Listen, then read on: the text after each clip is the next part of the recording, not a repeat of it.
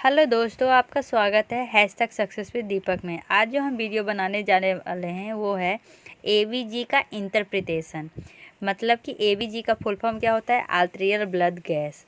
अब इसमें कौन अल्कलोसिस है, कौन एसिडोसिस है, कैसे हम पहचानेंगे कि ये रेस्पिरेटरी है और कैसे पहचानेंगे मेटाबॉलिक है, ये सब हम इस वीडियो में सीखेंगे। ठीक है, चलिए अब देखते हैं। सबसे पहले मैं एवीजी का कैलकुलेशन सिखाती हूँ। एवीजी का फुल फॉर्म तो मैंने बता दिया, आर्टेरियल ब्लड गैस। तो इसमें सबसे पहले हम क्या देखते हैं? इसमें हम सबसे पहले तीन चीज़ देखेंगे। ऐसे तो चार चीज़ होता है, लेकिन हम कैलकुलेशन के लिए तीन चीज़ देखते हैं। पहला है पीएच, दूसरा है PCO2 और तीसरा है SCO3।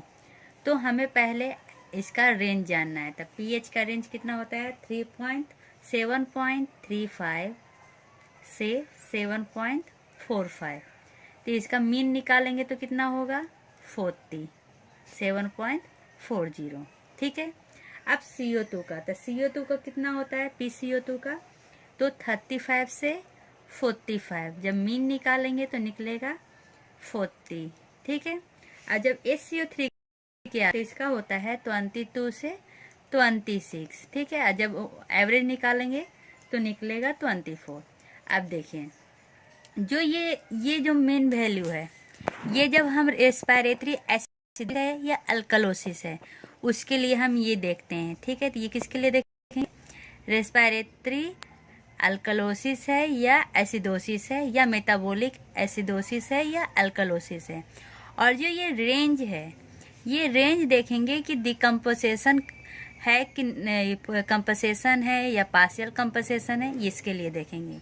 ठीक है। चलिए अब एग्जाम्पल लेते हैं। अब बनाना स्टार्ट करते हैं पहचानने के लिए। सबसे पहला एग्जाम्पल हम रखते हैं, जैसे कि पीएच कितना है? 7.17। SCO3 कितना है? तो 12। PCO2 कितना है? तो 35। ठीक है। सबसे पहले कितना है? 7.17। देखिए 7.40 से क्या है? कम है, तो ये नीचे कर दिए। SCO3 कितना है? 24 से कम है, तो नीचे कर दिए। ठीक है। डिक्रीज, नीचे से डिक्रीज होता है, ऊपर से इंक्रीज होता है। ठीक है।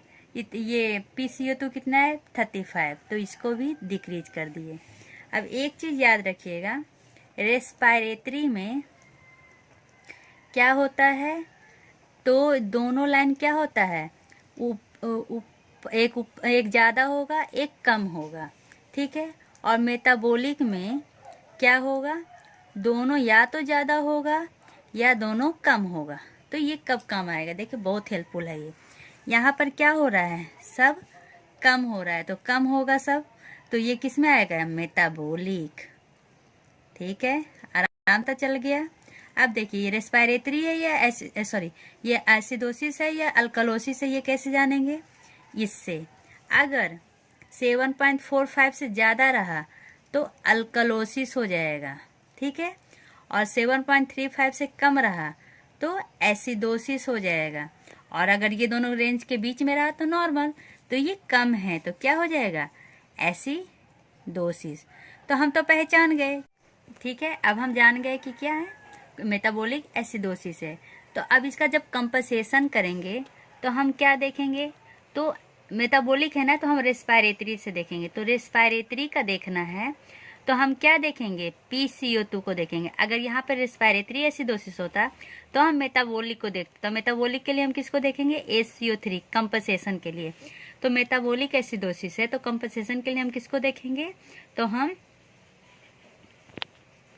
यहाँ पे मेटाबॉलिक है तो हम किसको देखेंगे? PCO2 का। तो इसका आप क्या कहते हैं? जब कंपनसेशन का टाइम आएगा तो हम रेंज देखेंगे।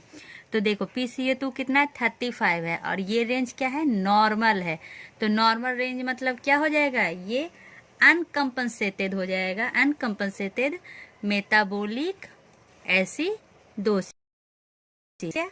अब दूसरा एग्जाम्पल लेके चलते हैं। पीएच क्या है? 7.4। PCO2 क्या है? 24।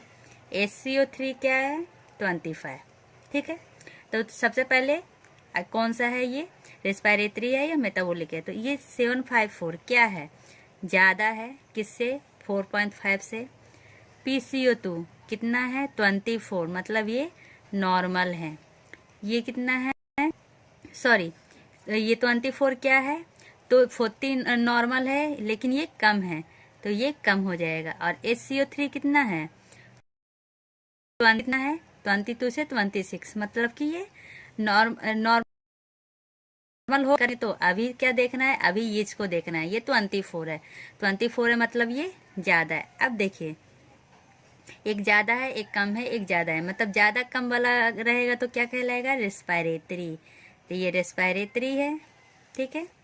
अब क्या है, रेस्पायरेटरी तो पता चल गया। अब पीएच देखिए 7.45 से ज़्यादा है तो क्या कहला जाएगा, अल्कलोसिस, ठीक है। स्पेलिंग ध्यान नहीं दीजिए, रेस्पायरेटरी अल्कलोसिस, ठीक है। अब इसका कंपनसेशन करेंगे।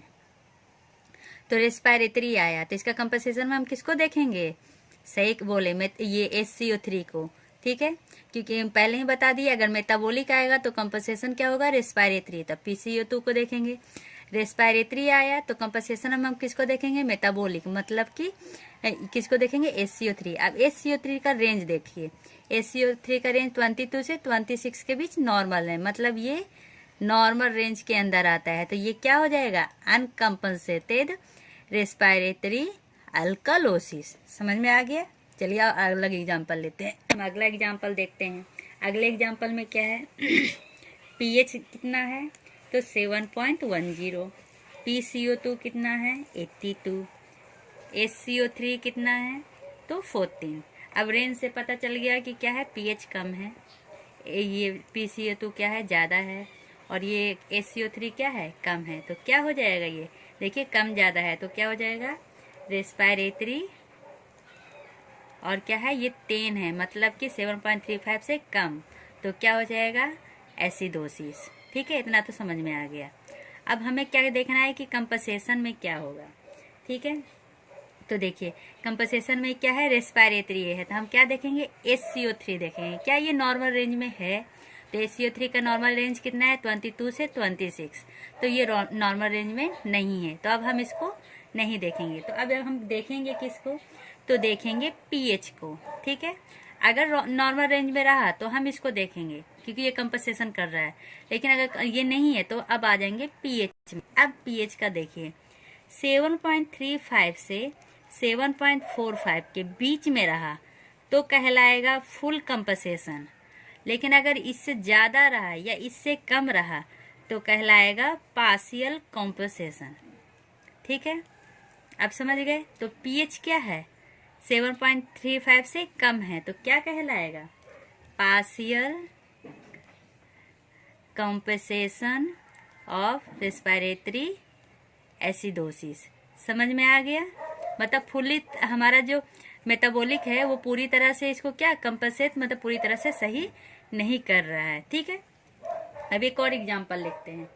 पीएच है कितना, 7.45, PCO2 कितना है, 48, HCO3 कितना है, 28, ठीक है। अब पीएच देखिए क्या है, पीएच ज़्यादा है, किसके लिए अभी रेंज निकाल रहे हैं, ठीक है। PCO2 क्या है, ज़्यादा है, HCO3 क्या है, ज़्यादा है, ठीक है। तो ये क्या हो जाएगा, तो सब ज़्यादा है तो मेटाबॉलिक, और क्या है ये 4.5 से 40 ज़्यादा है तो अल्कलोसिस, ठीक है। इतना तो समझ में आ गया। अब कंपनसेशन, तो मेटाबॉलिक है तो हम क्या देखेंगे, रेस्पायरेटरी। रेस्पायरेटरी नॉर्मल रेंज के अंदर है, नहीं है नॉर्मल रेंज के अंदर, तो हम किसको देखेंगे, पीएच को देखेंगे। तो पीएच का क्या है, नॉर्मल रेंज के अंदर है तो क्या कहलाएगा, फुल कंपनसेशन कहलाएगा। अब समझ में आया, बस इतना ही समझना है। पहले तो रेस्पायरेटरी क्या होता है, मेटाबॉलिक क्या होता है। तो सबसे पहले देखेंगे अगर दोनों मतलब कि पीएच या HCO3 या PCO2 का अगर सेम रेंज में आया तो मेटाबॉलिक कहलाएगा, अगर एक ज़्यादा आया एक कम आया तो रेस्पायरेटरी कहलाएगा, ठीक है। अगर 7.40 से ज़्यादा रहा तो अल्कलोसिस, 7.40 से रहा कम रहा तो एसिडोसिस। तो इससे हम ये निकाल लेंगे, ठीक है। अब कंपनसेशन के लिए हम क्या देखेंगे, तो कंपनसेशन के लिए रेंज देखा जाता है, ये रेंज, ठीक है। तो सबसे पहले हम मेटाबॉलिक निकाले, मान लीजिए पहला एग्जांपल है मेटाबॉलिक एसिडोसिस, तो एसिडोसिस तो समझ गए, मेटाबॉलिक है तो इसमें हम कंपनसेशन के लिए क्या देखेंगे, रेस्पिरेटरी देखेंगे, रेस्पिरेटरी का रेंज देखिए इसमें नॉर्मल है। अगर नॉर्मल रेंज रहा मतलब कि हमारा लंग क्या है, पूरी तरह सही कर रहा है, तो ये अनकम्पनसेटेड हो जाएगा। ठीक है, इसमें भी देखिए नॉर्मल रहा। अगर रेस्पिरेटरी है तो हम किसका देखेंगे, बाइकार्बोनेट का देखेंगे। देखिए ये नॉर्मल है तो ये अनकम्पनसेटेड हो जाएगा। लेकिन अगर ये नॉर्मल नहीं रहा, जैसे रेस्पिरेटरी है तो मेटाबॉलिक अगर नॉर्मल नहीं रहा, ठीक है, तो हम क्या आ जाएंगे, पीएच पे आ जाएंगे। पीएच का रेंज क्या है, देखिए पीएच में क्या है, अगर रेंज के अंदर आता है या रेंज में आता है तो फुल कॉम्पनसेशन कहलाता है, या अगर रेंज से कम या रेंज से ज़्यादा आएगा तो पार्शियल कॉम्पनसेशन कहलाता है। ठीक है, तो अब ये ना PCO2 नॉर्मल है ना SCO3 नॉर्मल है, तो हम क्या पे आ गए, पीएच पे आ गए। पीएच क्या है, कम है, तो पार्शियल कॉम्पनसेशन हो जाएगा। इसमें पीएच क्या है, ज़्यादा है।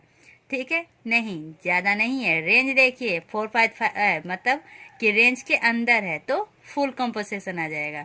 अगर ज़्यादा रहता पीएच, यही पीएच कितना रहता 7.56, तो कॉम्पनसेशन क्या हो जाता, पार्शियल कॉम्पनसेशन हो जाता है। आशा है आपको ये वीडियो अच्छे से समझ में आई होगी। तब तक अगले वीडियो के लिए, तब तक के लिए bye bye, take care, see you.